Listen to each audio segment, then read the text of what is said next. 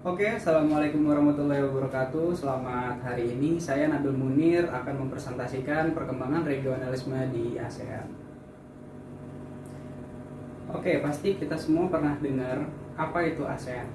ASEAN itu atau kepanjangan dari Association of Southeast Asian Nation atau Perhimpunan Bangsa-Bangsa Asia Tenggara, merupakan organisasi internasional kawasan yang mewadahi kerjasama negara-negara di Asia Tenggara.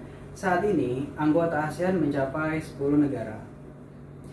Berikut ini adalah lambang ASEAN Community, di mana setiap warnanya itu memiliki arti tersendiri. Seperti warna merah yang ada di dalam lingkaran ini melambangkan keberanian dan dinamika. Kemudian lambang yang berwarna biru di luar itu melambangkan perdamaian dan kemantapan. Dan warna kuning yang ada di tengah melambangkan kemakmuran, serta lingkaran putih yang ada di bagian dalam lingkaran biru itu melambangkan kesucian. Kapan sih ASEAN itu dibentuk? ASEAN itu dibentuk pada tanggal 8 Agustus 1967 di Bangkok, Thailand. Pada saat itu, baru ada 5 negara pendiri, yaitu negara Indonesia, Malaysia, Filipina, Singapura, dan Thailand, melalui penandatanganan deklarasi Bangkok. Siapa aja sih pendiri-pendiri yang mencetuskan untuk mendirikan ASEAN Community? Berikut ini adalah Menteri Luar Negeri perwakilan dari masing-masing negara yang menandatangani kelahiran ASEAN di Asia Tenggara. Yang pertama, ada Tanat Homan dari Thailand. Beliau dianggap sebagai bapak pendiri ASEAN.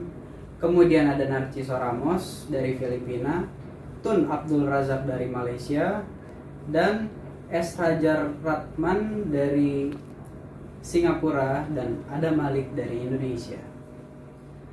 Setelah 5 negara tadi menyepakati pembentukan ASEAN Community, berikut ini adalah negara-negara yang ikut bergabung di dalam ASEAN. Yang pertama ada Brunei Darussalam di tahun 1984, kemudian ada Vietnam di tahun 1995, dan berikutnya ada Laos dan Myanmar di tahun 1997 dan Kamboja di tahun 1990. Setelah ke-10 negara-negara tersebut bergabung, wilayah ASEAN membesar jadi 4,5 juta kilometer persegi atau lebih dari 600 juta jiwa. Dan di tahun 92 pada tanggal 28 Januari, kesepakatan kawasan perdagangan bebas di ASEAN ditandatangani. Apa sih latar belakang didirikannya ASEAN? Pembentukan ASEAN dilatar belakangi dengan keinginan yang kuat dari para pendiri ASEAN untuk bertujuan mencapai kawasan Asia Tenggara yang damai, aman, stabil, dan sejahtera. Hal tersebut diupayakan karena saat itu pada era 1960-an dihadapkan pada situasi yang rawan konflik, yaitu pengaruh ideologi antar kekuatan militer negara-negara besar dan konflik antar negara di kawasan yang apabila dibiarkan dapat mengganggu kestabilan di kawasan sehingga mempersulit pelaksanaan pembangunan. Berdasarkan arsip Kompas pada tanggal 9 Agustus 1967, deklarasi kelima negara tersebut terdiri dari 7 pasal yang menegaskan kerjasama negara-negara Asia Tenggara bagi pertumbuhan ekonomi, pengabdian sosial, dan perkembangan kebudayaan para anggotanya. Nah, kemudian setelah penandatanganan deklarasi, perwakilan dari kelima negara pun menyatakan mereka berkomitmen untuk bersama-sama menandatangani kesepakatan dan bertekad untuk menjamin kestabilan keamanan di antara negara-negara anggotanya. Bagaimana perkembangan ASEAN dari awal terbentuk hingga saat ini? Secara langsung, sejak dibentuknya ASEAN, banyak negara yang ingin bergabung karena mereka melihat sifat organisasi tersebut yang non-politik dan non-militer. Artinya, kerjasama antar negara yang dibentuk tidak berpengaruh terhadap politik. Namun secara tidak langsung, tujuan dibentuknya organisasi tersebut agar bisa bersama-sama menjaga dan memelihara keamanan dan stabilitas tanpa campur tangan dari pihak luar. Selain itu, ASEAN juga membuka bagi negara-negara baru yang ingin bergabung bersama ASEAN Community. Namun sayangnya, ASEAN juga sempat mengalami destabilitas pada saat baru terbentuknya organisasi tersebut. Jauh sebelum negara-negara lain bergabung di ASEAN, organisasi ini pernah mengalami destabilitas pada tahun 1968. Dikarenakan terjadi penangkapan 26 orang bersenjata asal Filipina oleh pemerintah Malaysia di Sabah, Malaysia, dan hukuman mati terhadap anggota marinir Indonesia oleh Singapura, hal ini sempat menciptakan ketegangan antar berbagai negara di ASEAN. Namun karena ketegangan yang terjadi di ASEAN, masing-masing negara anggota ASEAN berupaya untuk memberikan solusi alternatif untuk menciptakan perdamaian antara negara di ASEAN.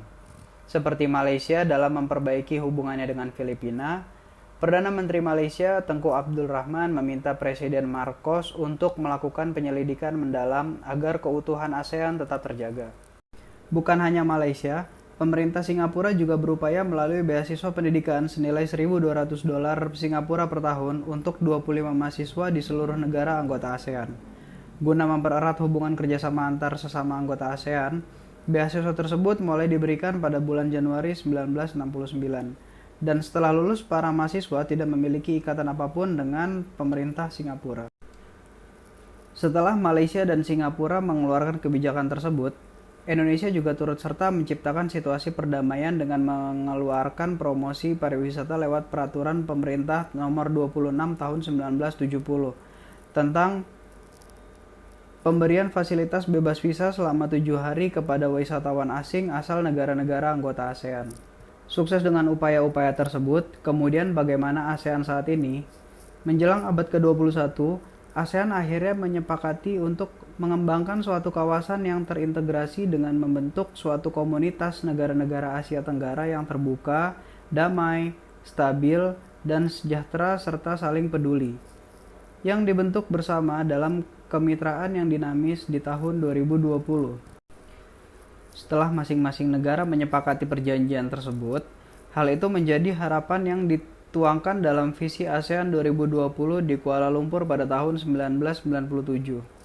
Untuk merealisasikan harapan tersebut, ASEAN telah mengesahkan Bali Concord II pada KTT ke-9 ASEAN di Bali pada tahun 2003, yang menyetujui pembentukan komunitas ASEAN atau ASEAN Community, dan target tersebut dipercepat menjadi tahun 2015.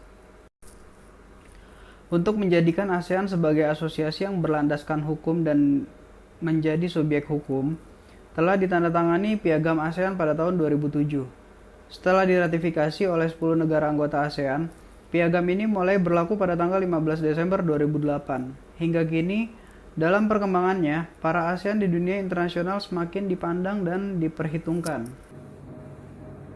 Oke, itu dia tadi penjelasan saya tentang perkembangan regionalisme di ASEAN. Semoga bermanfaat. Assalamualaikum warahmatullahi wabarakatuh.